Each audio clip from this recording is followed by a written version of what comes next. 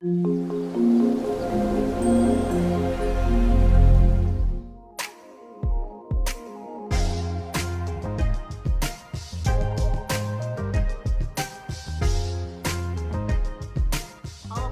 पे जल्दी से कुछ चीज़ें करके देखते हैं और अपनी जो प्रैक्टिस है उसको करते हैं। सिंपल सेलेक्ट मैंने चला के देख लिया। डिस्टिंक्ट क्या होता है, डिस्टिंक्ट समझते हैं। मैं डिस्टिंक्ट नाम से ही पता लग रहा है कि जो मेरा डेटा आएगा उसको मुझे फिल्टर आउट करना है यूनिक वे में। लाइक जैसे हम अपनी एक्सेल पे डुप्लीकेट चीज़ों को, डुप्लीकेट रोज को डिलीट कर देते हैं ना, डुप्लीकेट डेटा को एक्सेल में फीचर होता है मेरा न्यू एक्सेल भी मेरा एक तरीके का डेटाबेस ही होता है, एमएस एक्सेस का ही पार्ट होता है। सो लेट्स से मैं यहाँ पे लिखता हूँ ए बी बी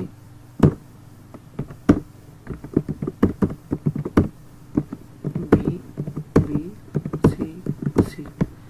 अब यहाँ पर ये मल्टीपल डेटा है। जैसे यहाँ पे ऑप्शन होता है ना, मैंने ये रो सेलेक्ट करी, डेटा पे गया और यहाँ से डिलीट डुप्लीकेट कर देता हूँ, तो जो ये वैल्यूज निकल के आएंगी ये है मेरा डिस्टिंक्ट। कि डेटा आपके पास कुछ भी है, मैं आपसे बोलूं कि मुझे डिस्टिंक्ट उसमें से चीजें निकाल के दे दो, तो डिस्टिंक्ट कैसे यूज होगा वो देख लेते हैं। ईएम पे लिखा शॉर्ट फॉर्म, स्पेस मारा, ऑटोमेटिकली एक्सटेंड हो गया। क्या है यहाँ पे, पहले फाइंड आउट करते हैं कि मेरी चीज डुप्लीकेट क्या है, सो दैट मैं आपको डिस्टिंक्ट का यूज दिखा सकूं। यहाँ पर डुप्लीकेट होगा मेरा मैनेजर, कि एक ही बंदे के यहाँ पे डुप्लीकेट मेरा जॉब भी है। तो अगर मैं सिस्टम को बोलूं कि मुझे जॉब्स दिखाओ, तो जॉब से क्या दिखाएगा, ये दिखाएगा। लेकिन देखिए यहाँ पे एक ही जॉब मेरी रिपीट हो रही है बार बार, सेल्समैन मैनेजर, सेल्समैन मैनेजर। आप किसी को अगर जॉब्स बतानी है कि मेरी कंपनी में कितने टाइप्स के लोग या कितने टाइप्स की जॉब्स होती हैं जिन पर लोग काम करते हैं, तो आप ऐसे नहीं बताओगे कि जॉब का डेटा निकाला और ये निकाल के उसको भेज दिया। इसमें तो 14 रोज चली जाएंगी और वो डुप्लीकेट होंगी। फिर आपको वो सेम एक्टिविटी एक्सेल पे करनी होगी। तो मैं कोई भी एक्टिविटी एक्सेल पे क्यों करूं जबकि मेरा डेटाबेस मुझे उस चीज के लिए सपोर्ट करता है। तो सिंपली किसी भी कॉलम के आगे डिस्टिंक्ट लिखोगे तो ऑटोमेटिकली वो नॉट ओनली कॉलम, उसके अगेंस्ट जितनी भी चीज होंगी वो मेरी डिस्टिंक्ट हो जाएंगी। एक कॉलम का देखा है, मल्टीपल कॉलम का भी देखो कि ये इंपैक्ट कैसे डालता है। सबसे पहले डुप्लीकेट लेके आते हैं, लाइक ये जॉब्स और शायद मैनेजर का कॉलम एमजीआर है क्या, मेरे को याद तो नहीं है ठीक से। Yes MGR.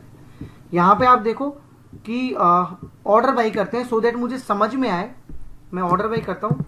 ऑर्डर बाई लिखने का ये एक दूसरा तरीका है दोस्तों। या तो मैं दूं क्या, जॉब कॉमा एमजीआर, या तो ये दूं। तो इससे मुझे पता लग गया कि एनालिस्ट ये सेम मैनेजर, एनालिस्ट ये सेम मैनेजर, क्लर्क ये सेपरेट है, ये दोनों भी सेपरेट है। ये क्लर्क में कोई भी डुप्लीकेट नहीं है, मैनेजर में फिर से डुप्लीकेट है, देखिए ठीक है।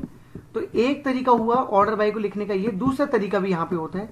आप नॉर्मली इस तरीके से भी लिख सकते हैं कि जो सीक्वेंस आपको कॉलम के दिख रहे हैं, ये फर्स्ट कॉलम है तो इसको आप 1 कर सकते हैं, सेकंड कॉलम है उसको कॉमा 2 कर सकते हैं, तब भी ये बिल्कुल इसी तरीके से चलेगा जैसे पहले चला था।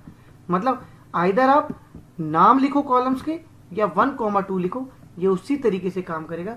बट ओनली व्हेन, जब आप सिंपल किसी टेबल के ऊपर क्वेरी कर रहे हो।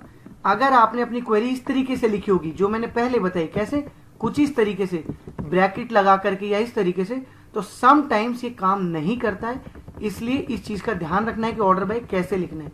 उस टाइम पे मुझे अपने कॉलम के नाम ही मुझे देने हैं, राइट। तो 2 कॉलम पे डिस्टिंक्ट देखते हैं। यहाँ पे मुझे डिस्टिंक्ट दिख रहा है, ये दिखा क्या, डुप्लीकेट। अब मैं कितनी रोज आ रही है, 14। अब मैं यहाँ पे डिस्टिंक्ट लगाऊंगा।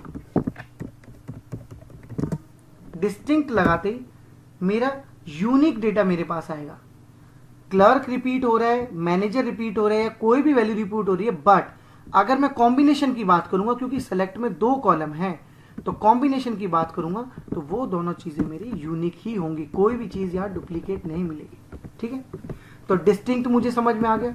अगली चीज की तरफ बढ़ते हैं। आगे क्या है मेरा, वेयर की बात हम कर चुके हैं, एंड और नॉट, ठीक है, इसकी बात कर लेते हैं। ऑर्डर बाय की बात हम कर चुके हैं, एंड और नॉट यहाँ पे कंडीशंस है बेसिकली।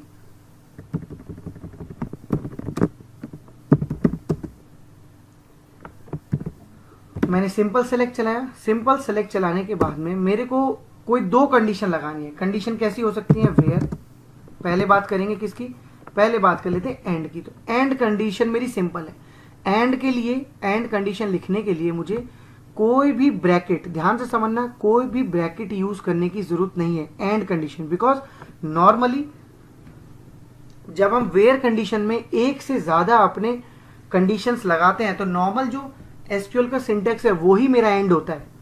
ये हो, साथ में ये हो। जैसे एग्जांपल की बात करते हैं, मैं लिखता हूं कि मेरा डिपार्टमेंट नंबर हो लेट्स से 30, जिसमें काउंट ज्यादा होगा थोड़ा उसको समझेंगे। 30, ठीक है, 6 रोज आ रही है। अब मैं बोलता हूं कि 30 तो हो ही, साथ में एक कंडीशन भी हो कि उसका जॉब जो है ना वो मेरा सेल्समैन होना चाहिए, सेल्समैन होना चाहिए। ये लिया, और डेटा मेरा कम हो गया। अगर मुझे और कंडीशन लगानी है कि उसका मैनेजर जो है, मैनेजर हालांकि देखिए सेम है, मैं एक और कंडीशन लगा देता हूं कि उसका सैलरी जो है एंड उसका सैलरी जो है वो ग्रेटर देन होना चाहिए, या लगा देते कमीशन पे लगाते हैं कि कमीशन जो है वो ग्रेटर देन 500 होना चाहिए, और मे बी इक्वल टू भी हो जाए, मुझे कोई फर्क नहीं पड़ता, इक्वल टू हो या ओके। कॉम का भी मैंने कोई शॉर्टकट बनाया हुआ, देखिए कॉम पे क्लिक करते ही क्या बन गया, यहाँ पर किसी पैकेज का शॉर्टकट है ये, तो ये कॉम लिखा, ये चलाता हूं तो देखिए और रोज कम हो गई। तो एंड कंडीशन को लिखने के लिए कोई भी चेंज नहीं है, बट अगर और कंडीशन लिखनी है तो और कंडीशन में मेरी चीजें चेंज होती हैं। और कंडीशन में हमेशा ध्यान देना है कि अपनी क्वेरी को ब्रैकेट के साथ में देना है, अदरवाइज आपकी क्वेरी गलत कहां पे कर रही होगी आप पकड़ ही नहीं पाओगे। जैसे मैं बोल दूं कि मेरे को वो सारा डेटा चाहिए जिसका या तो डिपार्टमेंट नंबर इक्वल टू हो 10, या तो उसका डिपार्टमेंट 10 हो, और या उसका जॉब जो है वो इक्वल टू मेरा लेट से क्लर्क हो, ठीक है। अब देखिए यहां पे चेंज देखिए, मैंने ये ऐसे लिखा है। अब मैं इस क्वेरी को चला रहा हूं, चल रही है, मुझे कोई डाउट नहीं जा रहा। ये देखिए 10 डिपार्टमेंट हो, मतलब किसी भी रो को लोगे वो एक कंडीशन को सेटिस्फाइड कर ही रहा होगा। फर्स्ट कंडीशन में क्लर्क आ रहा है तो या तो एक कंडीशन फुलफिल होगी या दोनों होंगी, बट ऐसा कोई डेटा नहीं होगा जिसमें कोई भी कंडीशन ना आ रही हो। इसमें क्लर्क आ गया, इसमें 10 नहीं है, इसमें 10 आ गया लेकिन इसमें क्लर्क नहीं है, इसमें भी 10 आ गया, इसमें क्लर्क है, क्लर्क है, क्लर्क है। समटाइम्स जब आप एक से ज्यादा कंडीशन लगाते हो, जैसे अभी और में नीचे कोई और कंडीशन नहीं है, बट समटाइम्स आप कोई और कंडीशन भी लगाते हो तो इसके फेल होने के चांस बनते हैं। बट ये फेल कब नहीं होगी? ये फेल तब नहीं होगी जब आप और कंडीशन को इस तरीके से लगा दोगे। मे बी पॉसिबल है कि आप एक और एंड कंडीशन इसके बाद लगा रहे हो। क्या हो सकती हो कि मान लीजिए सैलरी ग्रेटर देन हो मेरी 1000 से ज्यादा, तो इस केस में जब कभी भी मैं एक से ज्यादा, अगर सिंपल एक ही और कंडीशन है तो कोई फर्क नहीं पड़ता आप ब्रैकेट लगाओ या नहीं लगाओ। बट अगर एक से ज्यादा कंडीशंस वहां लगी हुई हैं, एंड भी लिखा हुआ है और भी लिखा हुआ है, सब लिखा हुआ है, तो मेरी ऊपर की कंडीशन फेल हो जाती है। टेस्ट भी कर लेते हैं एक बार। मैं देखिए ब्रैकेट हटा लेता हूं। आइडियली मेरे पास 4 ही डेटा आना चाहिए। देखते हैं कि कितना डेटा आ रहा है। अभी 4 दिख रहा है। क्यों? क्योंकि डेटा मेरा कम है, कंडीशन मेरी सेटिस्फाइड हो रही है, 4 ही दिख रहे हैं। बट समटाइम्स ये फेल हो जाती है, तो ये पॉइंट ध्यान रखना है आपने कि और कंडीशन को हमेशा एनक्लोज करना है अपने ब्रैकेट के साथ, ठीक है, सो दैट सिस्टम ये इजीली आइडेंटिफाई कर पाए कि ये और कंडीशन कहां से कहां तक वैलिड है, ठीक है। ओके, आगे बढ़ते हैं। आगे मेरा क्या है, वेयर कंडीशन का डिस्कशन हम कर चुके। वेयर में क्या होता है, कंडीशंस होती है। एंड और की बात हम कर चुके। नॉट की बात हमने नहीं की। नॉट एज सच कुछ नहीं होता है यहाँ पे, नॉट इन समथिंग कुछ होता है, बट नॉट कुछ नहीं होता है, ठीक है। ऑर्डर बाय की बात हम कर चुके, इंसर्ट की बात हम कर चुके, नल की बात करेंगे, नल की, ठीक है। नल के लिए चलते हैं आगे।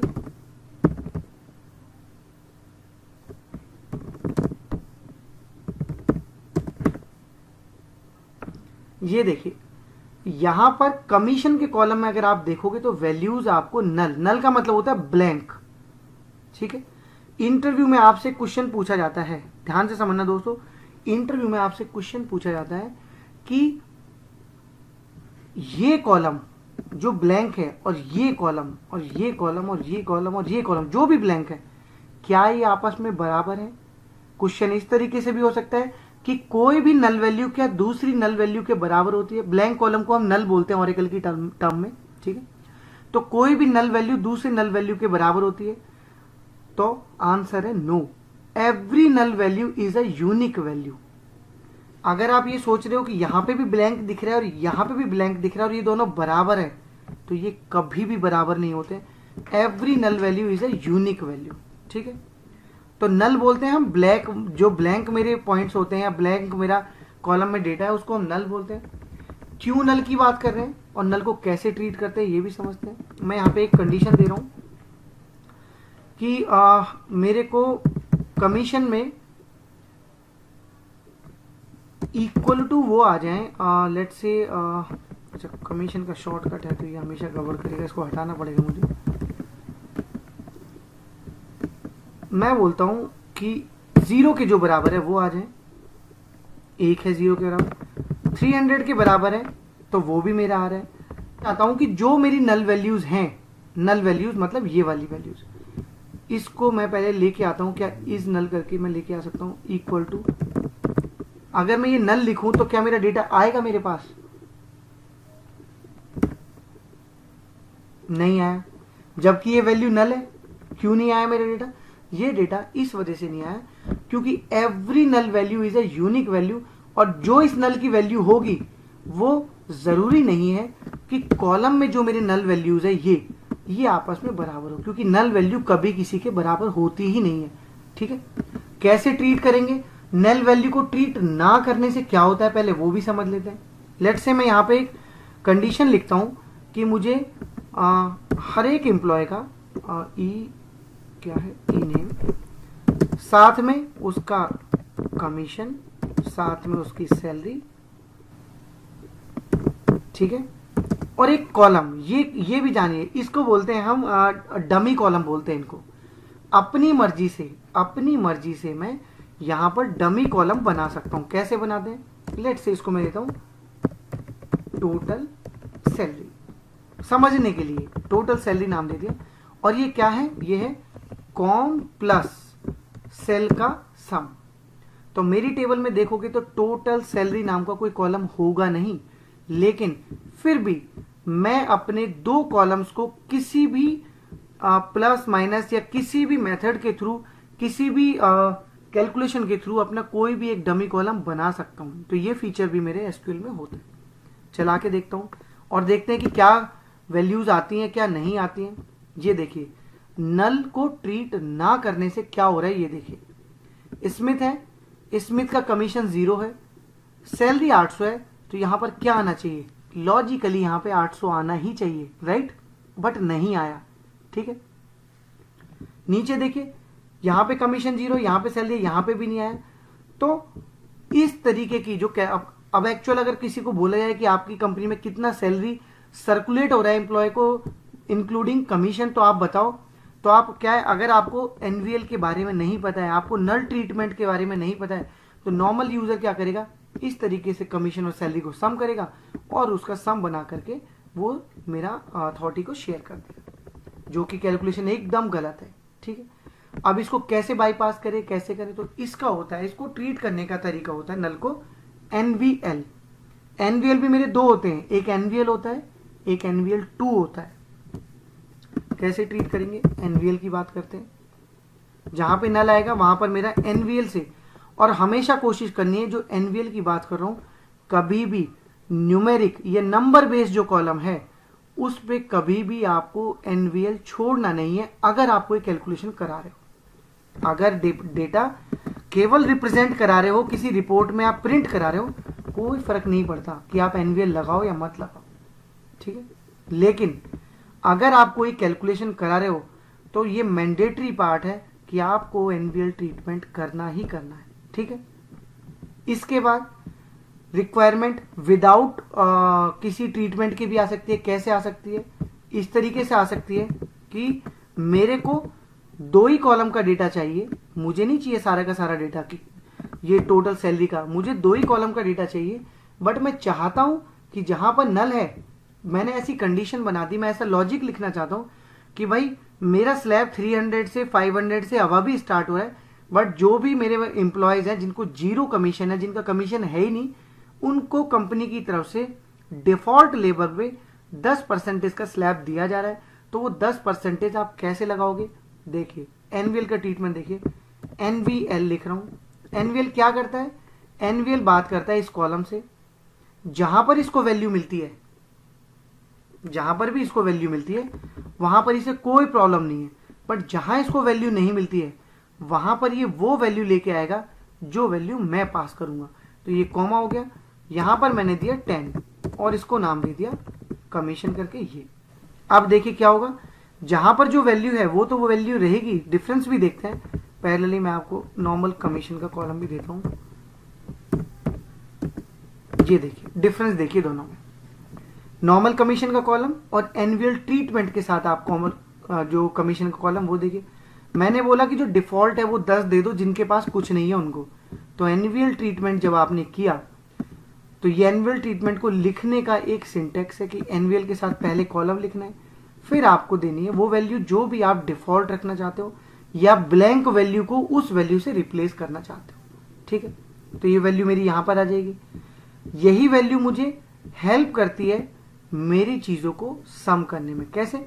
कि अगर मैं बोलूं कि कंपनी की टोटल सैलरी आप निकाल के दो, तो वहां पर 10% की बात नहीं हो रही है, वहां सिंपली बात हो रही है कि जो कमीशन है वो रहे, जहां कमीशन नहीं है वहां पर जीरो की बात करें। कैसे? एनवीएल, मोस्ट ऑफ द टाइम एनवीएल को जीरो के साथ ही ट्रीट किया जाता है अगर कोई डिफरेंट बिजनेस लॉजिक नहीं है तो यहां पे क्या है, ब्लैंक है मतलब कुछ नहीं है, कुछ नहीं है मतलब तो जीरो है।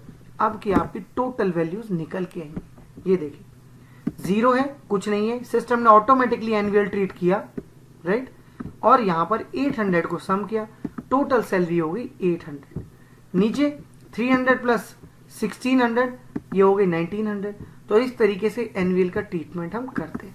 ठीक है, एक होता है एनुअल 2, बहुत कम लोग जानते हैं, बहुत कम लोग उसको पढ़ते भी, बिकॉज वो बहुत कम यूज होता है, बट यूज होता है।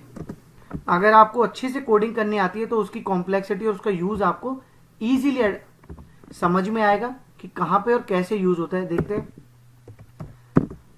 एम्प्लॉय का नेम भी चाहिए मुझे, क्या नाम है, एम्प्लॉय नेम चाहिए, ये भी चाहिए, सैलरी भी चाहिए, और अब एनुअल 2 की बात करते हैं। ये एनुअल को भी लिख लेते हैं। देखिए एनुअल और एनुअल 2 में डिफरेंस समझेंगे यहां पर फिर हम। मेरे ख्याल से एनुअल में किसी को कंफ्यूजन नहीं होना चाहिए, नल वैल्यू को रिप्लेस करने के लिए होता है। अब बात करते हैं एनुअल 2 की। एनुअल 2 में एनवीएल 2 ब्रैकेट के अंदर एक बार मैं भी ट्राई कर लेता हूं, क्योंकि काफी दिन हो गए मैंने नहीं इसको किया है। सेलेक्ट फ्रॉम डुअल, डुअल क्या होता है ये भी आपको जानना बहुत जरूरी है। मैं लिखता हूं एनवीएल 2 ब्रैकेट, एक वैल्यू a, 1, 2, नल दे रहा हूं तो 2 आ रहा है, ओके, कुछ दे रहा हूं 1 आ रहा है, क्लियर है, ठीक है। अब मैंने दिया एनवीएल 2, एनवीएल 2 ब्रैकेट बंद कर दिया। यहां पर भी कुछ इसको कॉलम का नाम दे लेते हैं, अभी डमी कॉलम दे लेते हैं, कॉलम 1 मैंने इसको नाम दे लिया है। ये क्या करता है, इसको मतलब है केवल और केवल इस बात से कि वैल्यू है या नहीं है, कहीं पर भी वैल्यू है या नहीं है, इसको इस बात से मतलब है। ये चेक करेगा वैल्यू है अगर तो क्या पास करना चाहते हो वो बता दो, वैल्यू नहीं है तो क्या पास करना चाहते हो वो बता दो। लेट्स से मैं कहता हूं कि वैल्यू है, अगर वैल्यू है, पहले आपको अलग तरीके से समझा रहा हूं फिर एक्चुअल तरीके से। मैं कहता हूं वैल्यू है तो आप वहां पर 1000 पास कर दो, लेट्स से एग्जांपल के तौर पर। नहीं है तो आप वहां पर 10 पास कर दो। आप अपने कॉलम की वैल्यूज देखते हैं, डिफरेंस समझिए। एनुअल और एनुअल 2 में वैल्यू कमीशन में नहीं है तो 10 पास किया, वैल्यू है तो 1000 पास किया। इसको इस वैल्यू से कोई लेना देना नहीं है कि ये वैल्यू क्या है, समझ लो। जबकि एनवीएल में ऐसा नहीं है। एनवीएल में अगर वैल्यू है तो वो वैल्यू है, वैल्यू नहीं है तो जो आप पास कराना चाहते हो आप दे सकते हो। बट एनवीएल 2 टोटली डिफरेंट है, उसको वैल्यू से कोई मतलब नहीं है वैल्यू तो क्या देना चाहते हो, नहीं है वैल्यू तो क्या देना चाहते हो, इस पे डिपेंड करता है। लिखने का तरीका ये भी हो सकता है कि वैल्यू अगर है तो आप कमीशन की वैल्यू पास करो, वैल्यू नहीं है तो आप 10 पास करो। चलाता हूं, ये देखिए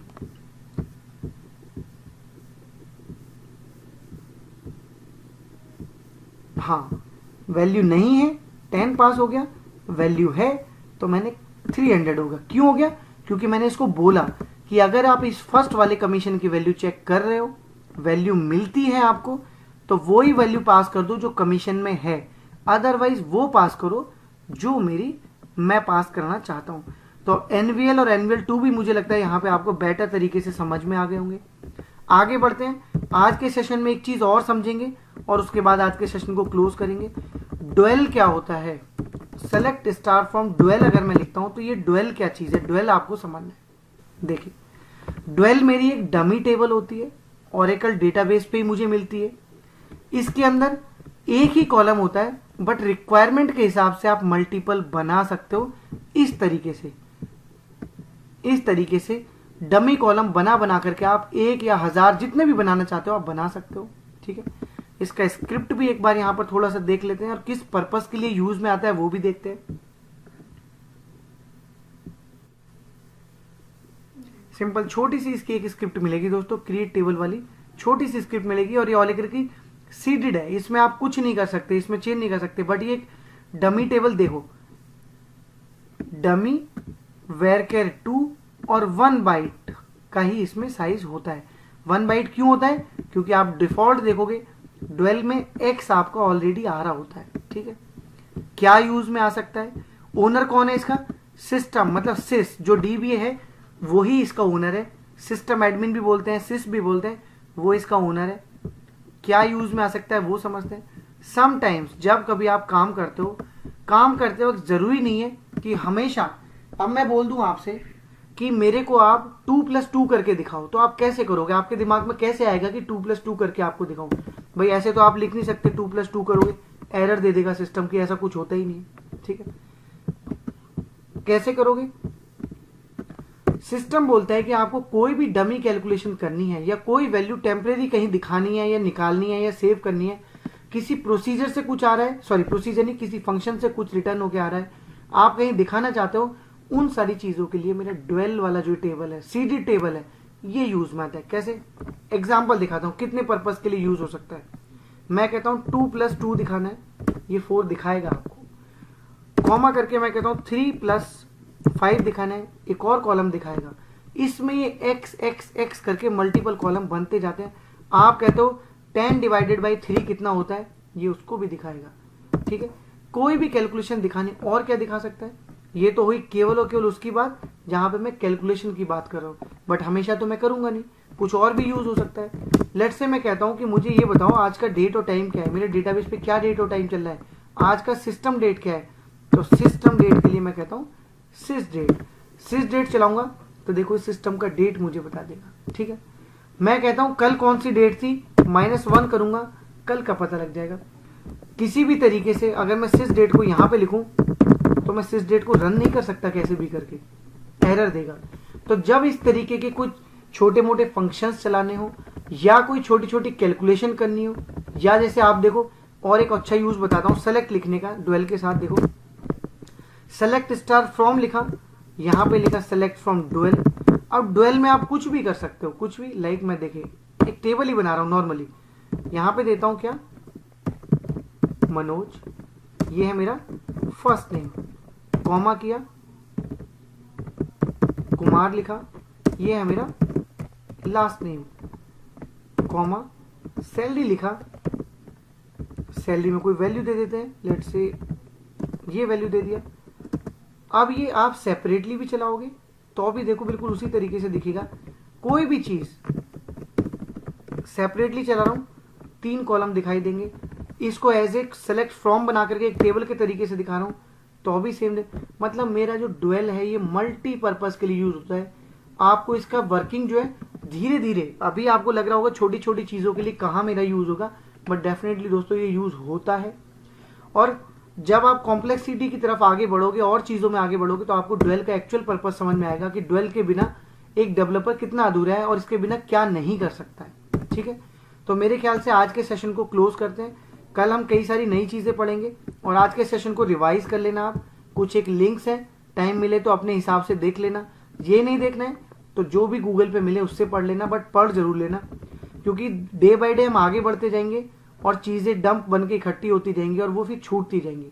ठीक है, कल हम बात करेंगे एग्रीगेट फंक्शंस की और जॉइंट्स की, और साथ में ग्रुप बाई भी हम कल ही देख लेंगे। तो मोटा मोटी कल काफ़ी कुछ कवर करने वाले हैं, तो कल के लिए प्रिपेयर रहना है। ठीक है, और आज के सेशन को प्रैक्टिस करना है जो भी कुछ बताया है।